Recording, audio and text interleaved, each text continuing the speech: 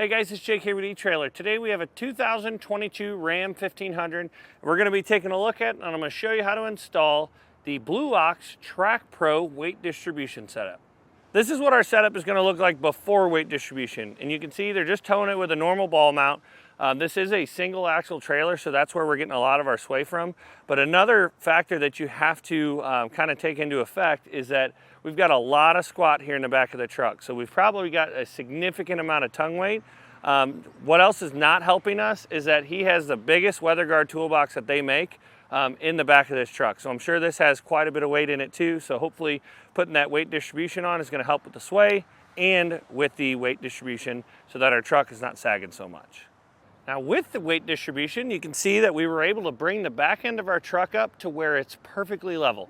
We are measuring from the ground to the top inside of this wheel well at 26.5 inches, and we are measuring the exact same on the front.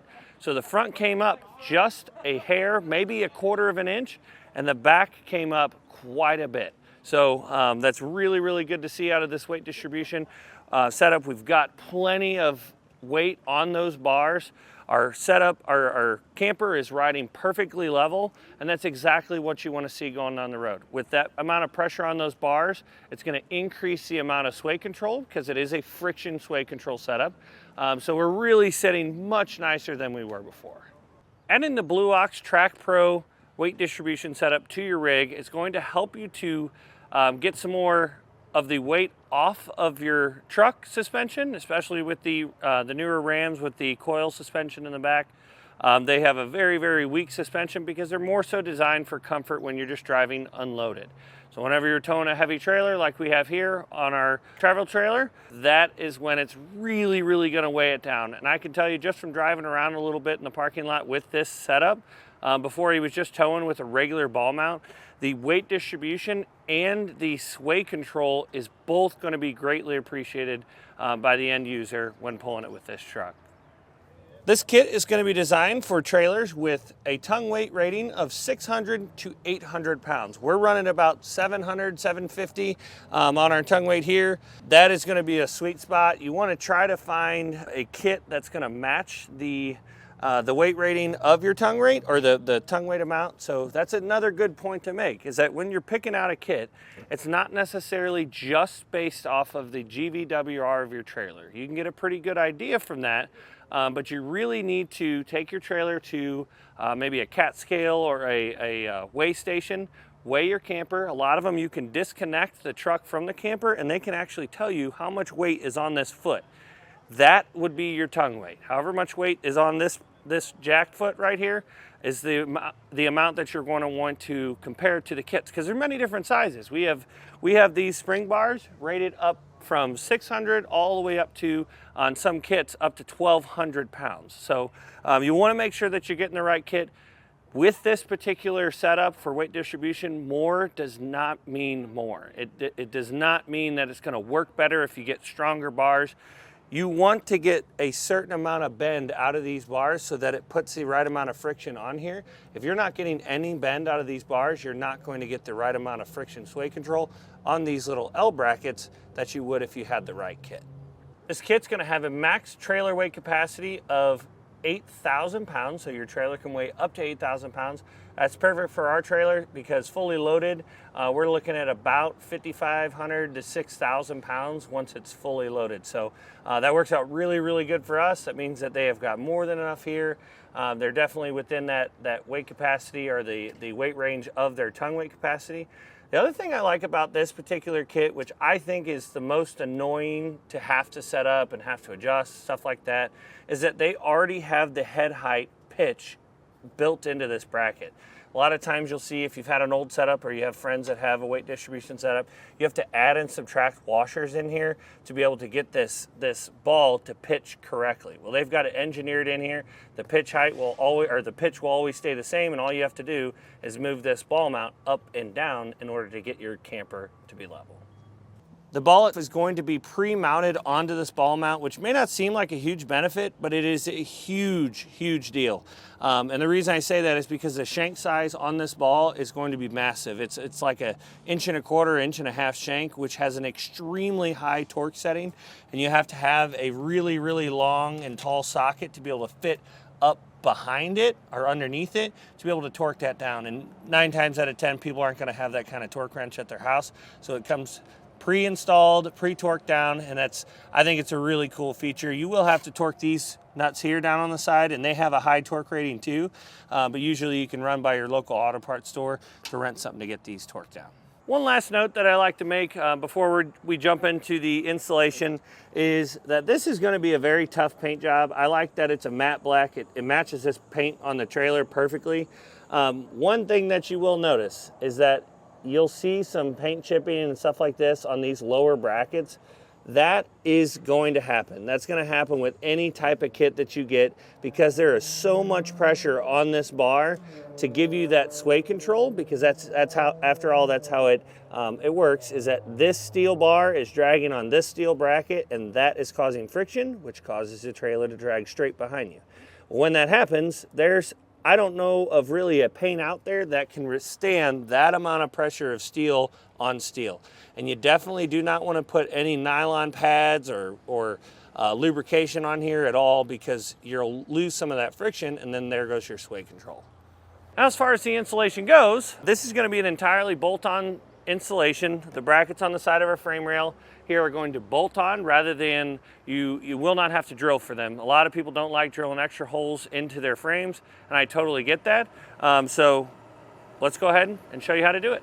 To begin our installation, you're going to get your shank, put in the hitch of your vehicle. We're going to grab the hitch pin and throw that in to secure it. This hitch pin is going to come with your kit, which is really nice because a lot of accessories will not come with them. But they're just assuming that you don't have one since you're buying this whole kit anyway. Depending on your camper and truck setup of how high your truck is sitting and how high your coupler on your camper is, we may end up having to flip this over, but we really don't know until we start taking some measurements.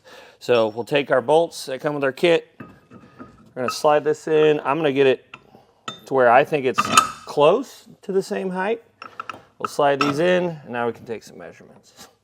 Before you take your measurements, you want to level your camper from front to back. It's best if it's level from side to side too, but that's not absolutely necessary. What we did was, since our shop floor is sloped towards the garage door, like every garage floor, we took a measurement from the ground to the bottom side of our camper where the trim goes back, and made sure that that was the same as on the back. So we're at 26 inches from the ground to the bottom of our camper, all the way back.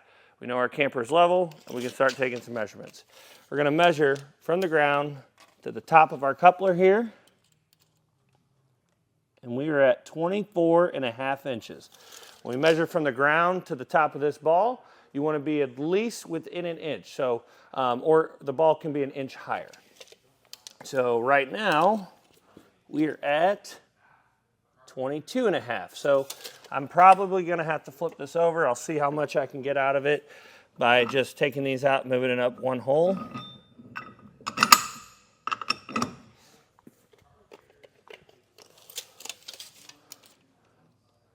Yeah, that's at 23.5. So what I'm going to have to do is I'll take this back off, flip this shank over, and that'll give us more space to be able to go up.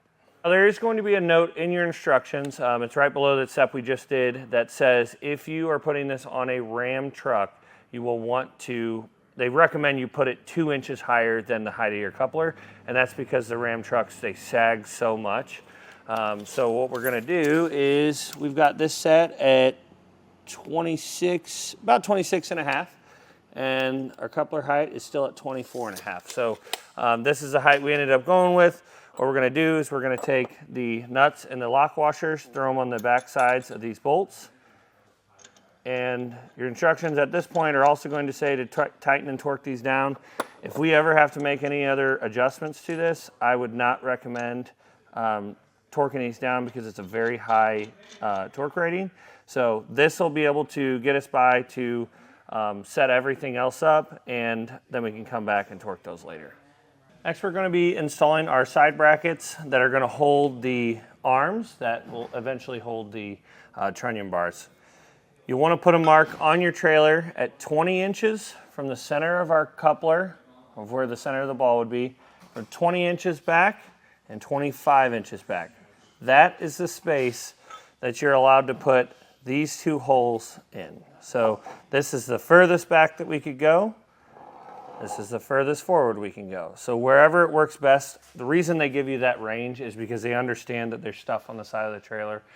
For example, on the other side, we have a mount that holds our electric on the side. So we were able to put it basically as back as far as we can get it. So what I'm going to do is you'll take this bracket. You'll notice that the orientation of this bracket has to be like this, with the slant towards the front. This bracket will line directly up behind it, and we can slide our bolts into place. If you hold it in place, put the top bolt in first. That holds it up. Then we'll take our other one, slide it. You want to put it in the closest set of holes that will fit under your trailer.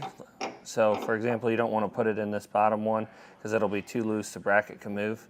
Then we'll follow each one of those up with a nylon lock nut. Now we're going to take a couple of wrenches. I've got a 19mm wrench here. You want to snug these down enough to where the brackets are grabbing on the frame, but not so tight that you can't move this anymore. We're going to do one final measurement to make sure both sides will be the same, and then we'll go ahead and tighten these down. We're going to have to hook our truck up to our trailer in order to accomplish. What you want to do before you do that is you want to get some before and after measurements. So the before measurements with the trailer unhooked from the truck, you want to measure from the ground to the top inside of our wheel well, and we've got those measurements already. And then you want to do the same thing to the front, because what we're really trying to do here is you're trying to dial in your camper with your truck so that your truck, you can bring some of that back into the truck back up. So you've got your measurements, now we're going to hook up our trailer.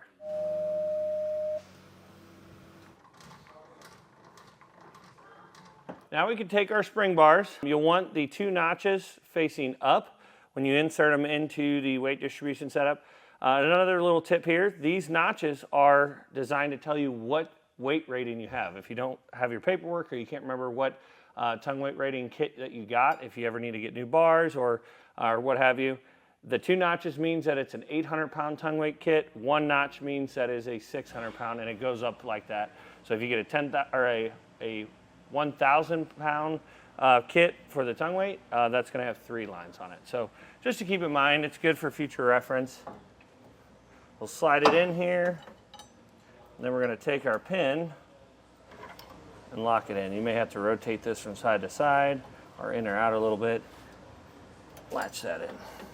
With our bars in place, we can take our side brackets that they're going to sit on, and this you may have to do a little adjusting, but we're going to take our bolts and just start with them in the top hole. Based off of the other kits I've installed, this looks like a pretty good distance from the bottom of our bar.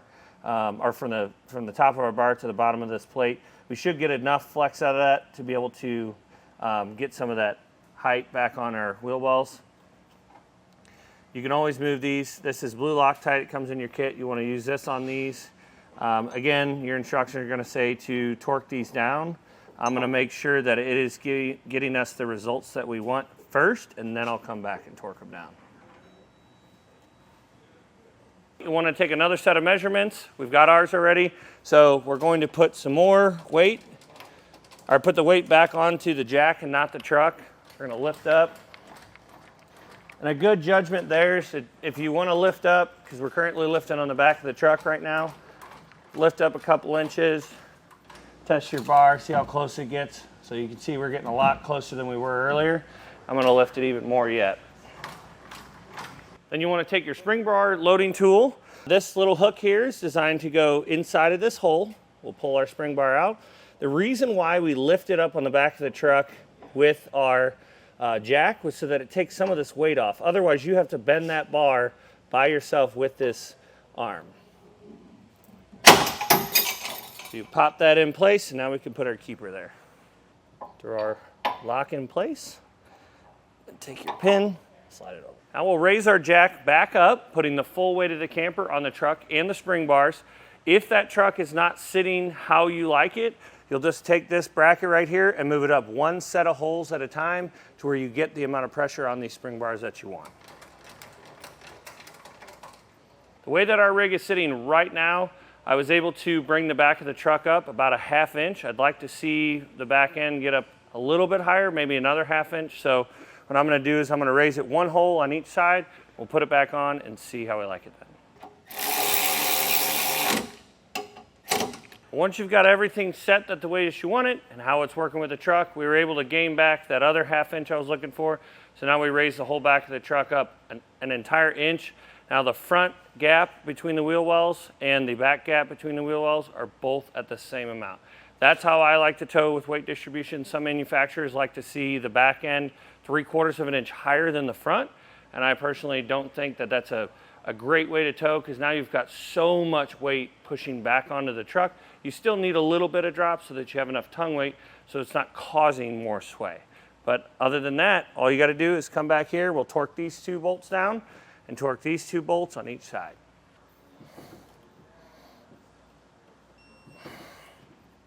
Well guys, hopefully this video helped you decide whether or not the Blue Ox TrackPro weight distribution setup is right for you and your 2022 Ram 1500.